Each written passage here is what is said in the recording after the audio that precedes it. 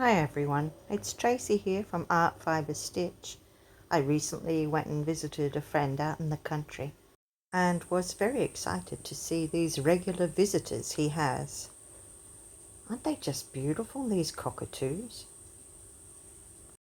Anyway, being out in the country and seeing these beautiful birds gave me loads of inspiration. Well, it's a rainy old day. I have decided I want to do those cockatoos, but how? I've gotten some. I'm in the middle of doing up my sewing room, so it's chaos. But the things I have been able to reach most easily are the paper, and this is net. And I've got some tissue paper. I've got a piece of card for the background. And I've just grabbed different shades of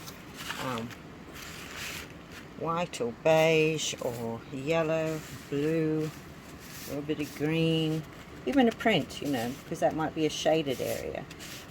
Different yellows, different interesting white, dark, all kinds. And yes, I haven't thought it out. That's the way I am. But let's see if we can do something, and maybe a picture in paper would be lovely. I just grabbed this first, and I just accidentally ripped this shape. I thought, that's a good start. I can use that. Alright, let's see how we go. So I've got this crinkled tissue paper. I'm going to use it with a bit more on it as a background. And I'll do something here. And I want this to be those rolling hills. Or maybe even the cockatoo. See, that's how little planning I've put into this. But we'll see. I've also brought out some bits of tissue paper in different shades of blue. A little bit of yellow, a bit of white. Just to see, because that's just a big bland nothing at the moment. And but if I put, we've seen me do this before, but if we put something under, or that's darker, or brighter, can you see how that gives us some variation? So I'll try that kind of thing for the background, I think. And then we'll get hills, and we'll try and do a nice cockatoo on top.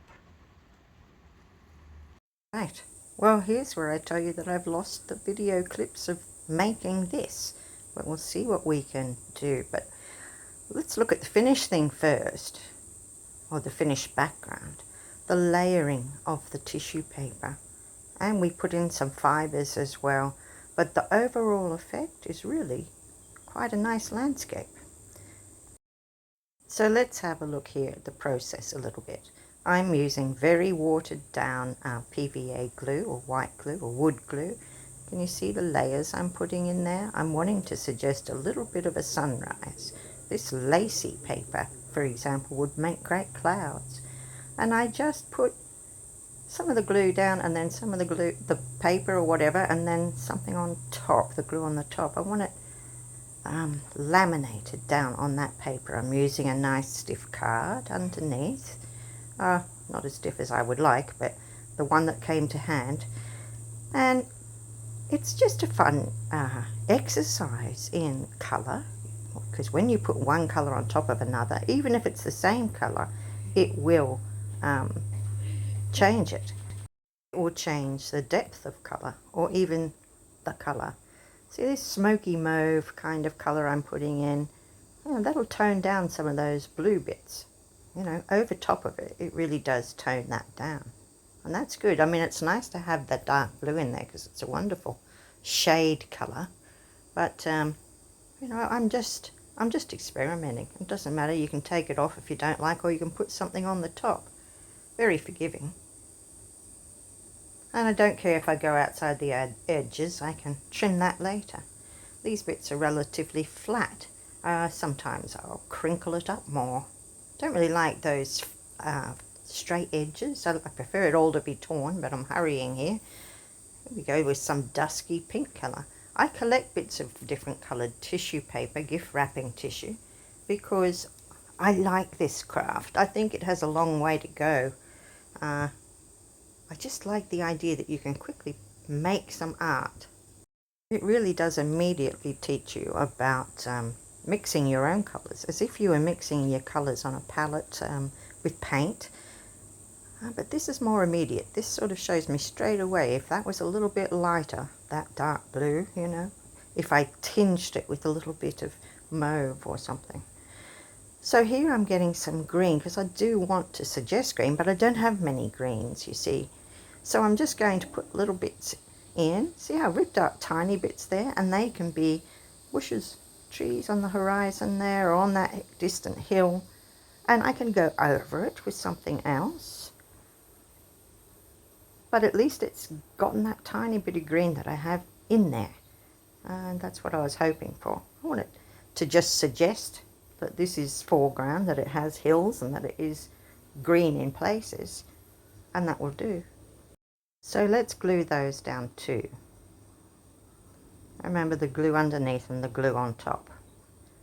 I'm liking this one actually better than the last one I did.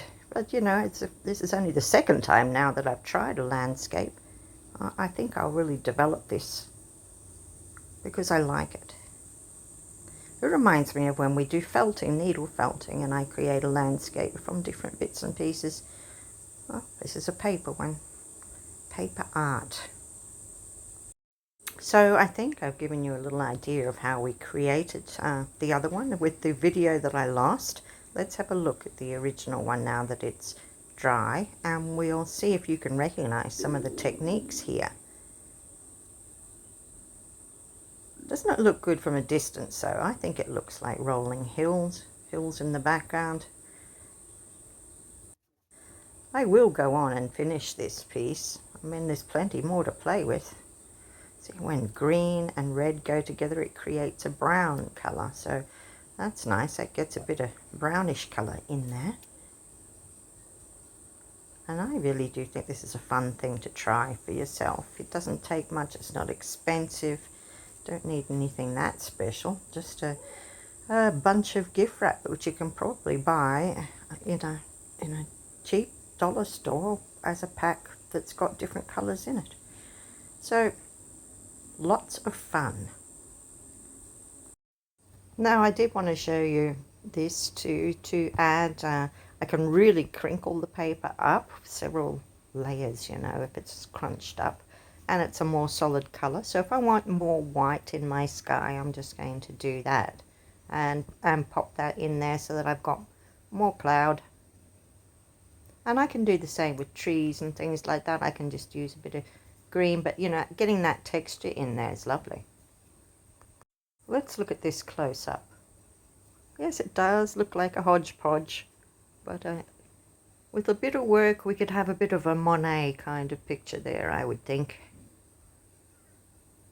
See, it has to be looked at from a distance, or it needs more work, sure, but I do like it. Look at those colors there, blended.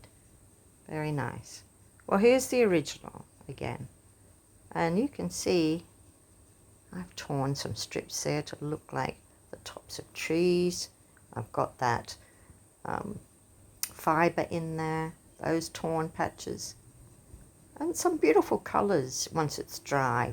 You know, it looks different again, you see, once it's dry. Look at those clouds. Look at all of that action in the sky. So yeah, I think that this way we can all create art in a non-scary way. I hope you have fun with this. Now I will get around to doing the cockatoo. I will do a part 2 and we'll put the cockatoos in there as I promised.